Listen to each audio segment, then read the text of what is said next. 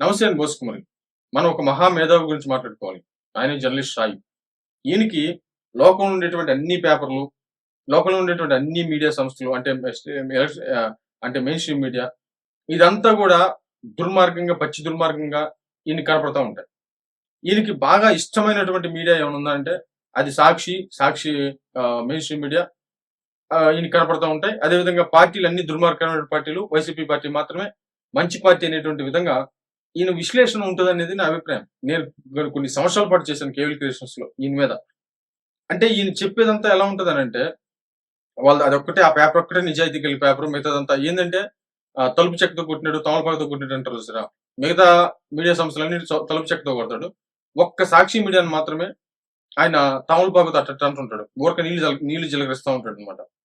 ఇప్పుడు ఈ మహామేధావి మాట్లాడినటువంటి ఒక వీడియో విందాం నిజంగా. నేనెప్పుడు కూడా ఇలా చేయలేదు. అవకాశం ఇలా రాలేదు నాకు. కానీ వింటూ చేసేటువంటి అవకాశం వచ్చింది కాబట్టి ఒకసారి చూద్దాము. వైసీపీలో ఉన్నటువంటి వాళ్ళ లిస్ట్ అంతా ఒకసారి ఈనాడు జ్యోతికి ఇచ్చేస్తే వాళ్ళందరికీ ఏ ఏ ప్రాంతాల్లో ఎలాంటి ఈయనకి ఈనాడు జ్యోతి అని అంటే దుర్మార్గకరమైనటువంటి పేపర్లు. నేను ఒకటైతే చెప్తాను. నువ్వు న్యూట్రల్ అనేటువంటి వ్యక్తి అయితే ఏ రాజకీయ పార్టీకి వాళ్ళకి సంబంధించిన పేపర్లు, ఛానల్స్ ఫేవర్ గా రాసుకుంటాయి. నువ్వు ఈ విషయం చెప్పాలి. ఈ విషయం ఒప్పుకోవాలి ఫస్ట్. సాక్షిలో రాసినటువంటి ప్రతి విషయాన్ని మాత్రం జస్ట్ చదివి వదిలేస్తాడు. ఈ ఆంధ్రజ్యోతి ఈనాడిని మాత్రం ఏదో సాఫ్ట్ కవర్ చేసేటువంటి ప్రయత్నం అయితే చేస్తాడు. వాళ్ళ డ్యూటీ వాళ్ళు చేస్తున్నారు. అలాగని చెప్పేసి వాళ్ళు నిజాయితీగా నిక్కచ్చిగా ఉన్నారనే కాదు. ఏదో ఒక పార్టీకి వాళ్ళు ఫేవర్ గా రాసేటువంటి పరిస్థితులు ఉన్నాయి. ఇది ఎవరికి తెలీదు? చిన్నపిల్లడికి కూడా తెలుసు. కానీ సాక్షి పేపర్ ఏంటి? అదేమన్నా ఓన్లీ న్యూట్రల్ గా ఉండేటువంటి పేపర్. జగన్మోహన్ రెడ్డి గారికి సంబంధించి ఫేవర్ గా రాస్తారు. ఫేవర్ గా ఏంది? జగన్మోహన్ రెడ్డి గారి పేపర్ అసలే ఆస్థాన పేపర్. ఆ పేపరు ఏది రాస్తాం, ఏది జరిగినా కూడా ఇప్పుడు ఈ రోజు నందిగామ సురేష్ కి సంబంధించి నిన్న నందిగామ సురేష్ గారికి సంబంధించి అరెస్ట్ ఉంది.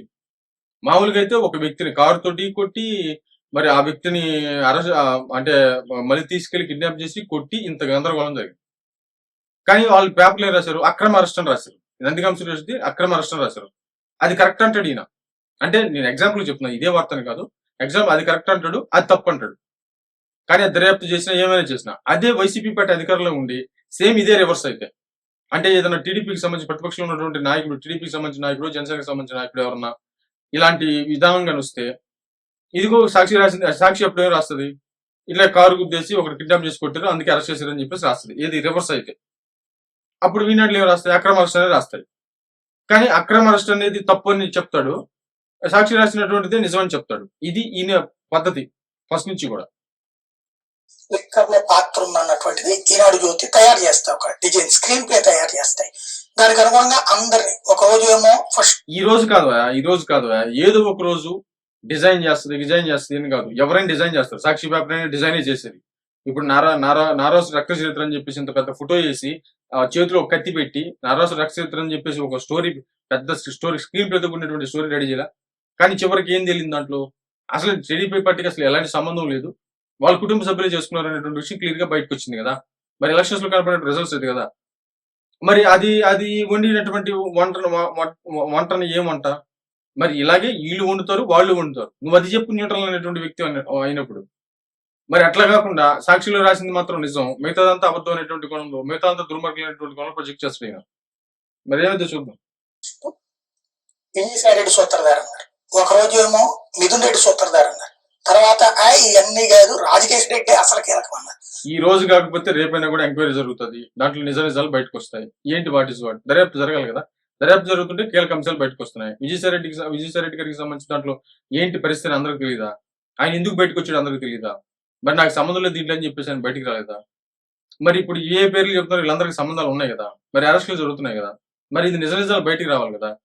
అలా కాదు, వివేకానంద రెడ్డి గారికి సంబంధించిన సాక్ష్యాలు కనపడుతున్నా, సాక్ష్యాలు చూస్తున్నా కాదు యాడ్జూట్ ఏదో పేపర్లు అంటాడు, ఆ పేపర్ వల్లే జరిగింది, అది సునీత గారి చేయించుకుంటారు అనేటువంటి కోణంలో వైసీపీ పార్టీ ప్రొజెక్ట్ చేస్తే దానికి వంతపడేటువంటి ప్రయత్నం, అంటే దానికి అనుగుణంగా వంతపడేటువంటి ప్రయత్నం చేస్తూ ఉంటాడు ఈయన. దాంట్లో ఏం లేదు, ఏమి తేలదు. మరి అట్లా ఈయన విశ్లేషణలు అలాగే ఉంటాయి. ఆ తర్వాత చూస్తే ఆయన ఎవరు గోవిందప్ప అన్నారు. ఆ తర్వాత చూస్తే మధ్యలో వచ్చేటప్పటికి ఇంకొక ఆయన పట్టుకొచ్చారు. ఇట్లా రోజుకు ఒక్కొక్క, ఇప్పుడు కృష్ణమోహన్ రెడ్డి, ధనంజయ రెడ్డి.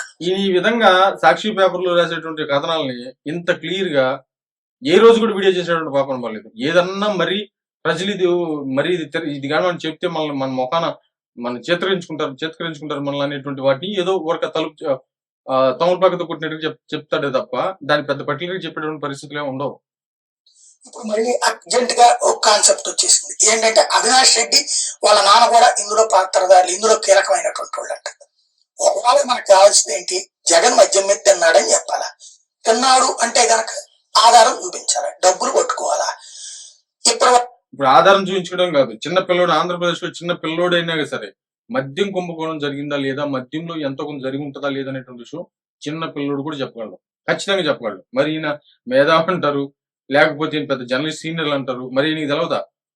మరి సాక్ష్యాలు పట్టుకోవాలి లేకపోతే డబ్బులు పట్టుకోవాలి అనేటువంటి విషయం మామూలుగా ఎంక్వైరీ చేసేటువంటి సిట్కి తెలియదా, ప్రభుత్వానికి తెలియదా? మరి అయినా కూడా సీరియస్ గా దీని మీద దర్యాప్తు జరిపిస్తున్నారు అని అంటే అది కూడా కాకుండా మళ్ళీ ఏలూరులో జరిగినటువంటి అప్పుడు కొంతమంది 2022లో కొంతమంది మద్యం తాగి చనిపోయారు. మరి వాళ్ళ మీద కూడా చంద్రబాబు నాయుడు గారు ఎంక్వైరీ చేయించారు. ఇట్లా ఎంతో మంది ఇప్పుడు దళితులకు సంబంధించి దాడులు జరుగుతుంది అని చెప్పేసి జగన్మోహన్ రెడ్డి గారు ఏదో మామూలు ట్విట్టర్ లో ఏదో చేశాడు, చెప్పాడు.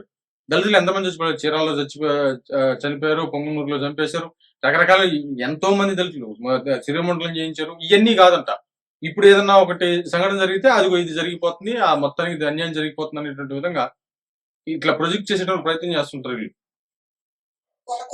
వాళ్ళు వాళ్ళ వ్యాపారాలు చేసుకుంటూ వాళ్ళు సంపాదించిన ఆస్తులనే మద్యం వ్యాపారం మీద సంపాదించిందని చూపెడుతున్నాం. అది ఎట్లా సాధ్యం అవుతుంది? అది లెక్క. అసలు ఎవరికి ఏం సంబంధాలు లేవు, మద్యం సంబంధించి కానీ మిగతా సంబంధించి ఎవరికి ఏం సంబంధాలు లేవు. వైసీపీ ఇంక ఈ సొల్లు అంతా ఏంటంటే మనకి టైం వేస్ట్ అనమాట. అంటే ఒక రకంగా చెప్పాలంటే ఏమైనా కానివ్వండి, వాళ్ళు సక్రమంగా సంపాదించుకున్న డబ్బులు ఎవరికి ఏ సంబంధం లేదు, దాన్ని అన్యాయంగా చూపించేటువంటి ప్రయత్నం చేస్తున్నారు. జగన్మోహన్ రెడ్డి గారు ఖచ్చితంగా పర్ఫెక్ట్ అయినటువంటి పరిపాలన, ఇప్పుడు కూటమి చేసేది దుర్మార్గమైనటువంటి పరిపాలన. కాబట్టి ఇప్పుడు పోయినసారి జరిగినటువంటి పరిపాలన అద్భుతమైనటువంటి పరిపాలన. ఇప్పుడు ఎవరు ఎన్ని మంచి పనులు చేసినా కూడా అది దుర్మార్గమైనటువంటి విధానం.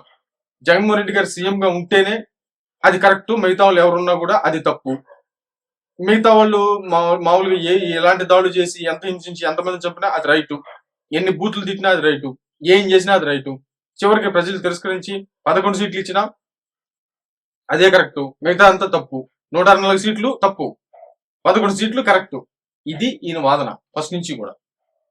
మరి ఇట్లాంటి అనాలిసిస్ ని ఏ రకంగా చూడాలో అర్థం కానటువంటి పరిస్థితి. మరేమో చూడండి.